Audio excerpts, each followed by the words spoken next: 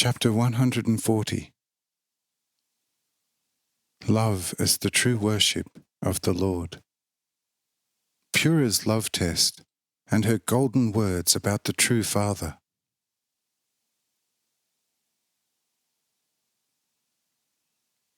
Only now did the eyes of all begin to be really opened, and they understood how God could be at the same time infinite and a visible Father to them. And Jared, for sheer gratitude of heart, made to fall down before Abidan and worship him with the greatest possible strength of his spirit. But Abidan said to him, "Jared, I tell you, what you want to do is not at all necessary between the two of us.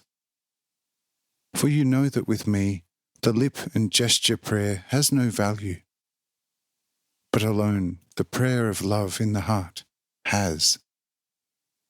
So desist from what is offensive to me. For whoever loves me in his heart above all, and out of this love also his brothers and sisters more than himself, he it is who at all times ceaselessly and truly worships me in the Spirit and in all truth. Behold, this has long been the case with you.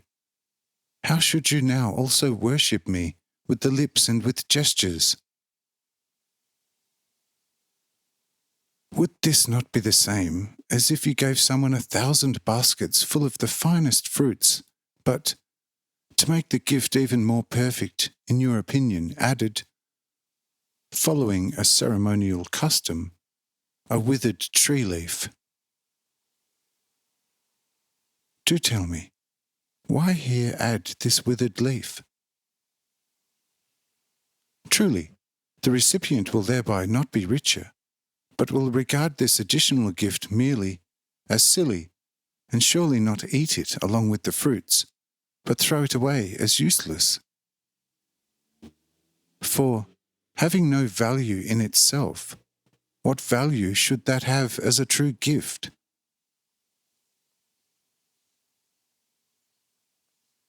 Therefore, be perfectly assured that I by no means expect you to add here to your continual prayer in the Spirit and all truth a withered leaf.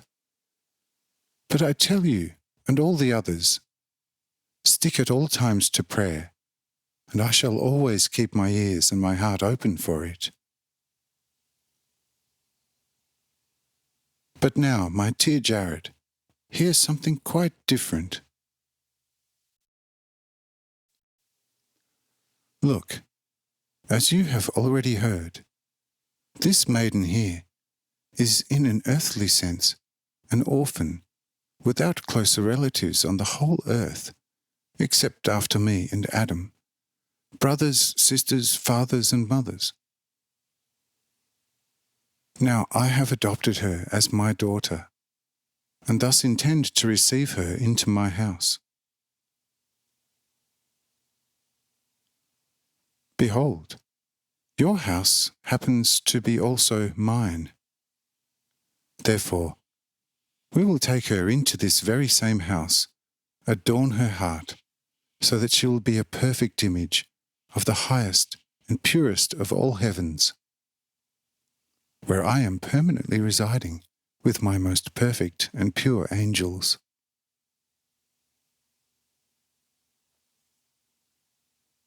And so I am handing her over to you. You too, receive her as a daughter of your heart, and, as I have truly and faithfully promised you, I shall abide in your house, and thus also always in mine. Amen.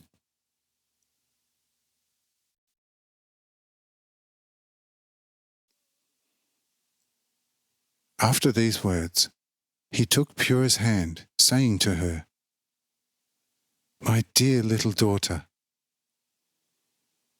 behold this man. Behold, he is a man perfectly after my heart. His whole being is composed of my love within him.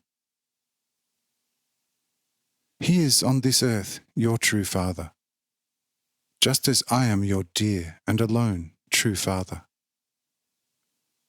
So obey him, and he will care for your whole life on earth, as I will for your eternal one. Amen. With these words he blessed the maiden and handed her over to Jared, who was weeping for joy.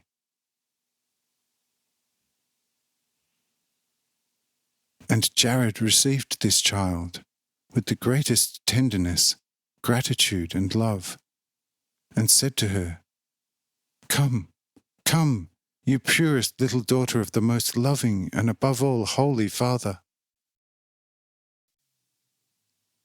With me you shall again find all you have ever sadly lost on earth.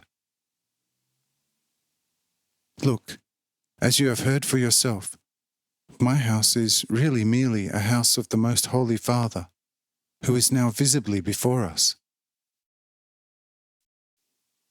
But wherever his house is, there he is also an always most loving householder, and with him all he has miraculously created. So be of good cheer and grateful, and come to me. Truly, you can believe it. No person on this earth has ever been looked after as you will be." When Pura had heard this, she quickly turned to Abbedum, asking him, "O holy, most loving Father, have I, a poor maiden, maybe sinned before you, that you want to rid yourself of me?" "No, no.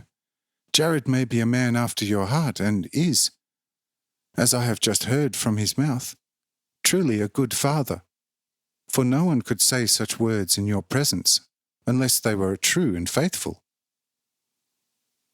But he is still not you, and never will be. Thus I do not leave you, for my heart tells me that only you are the sole true Father, and there is no other true Father besides you.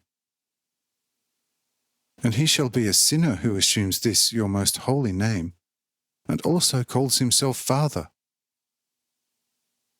No, no, nothing will separate me forever from you, you, my dear Holy Father."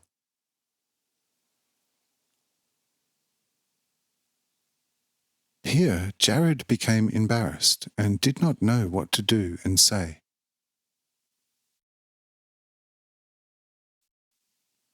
But Abbedum told him, "My Jared, behold, this is what all true love shall be like.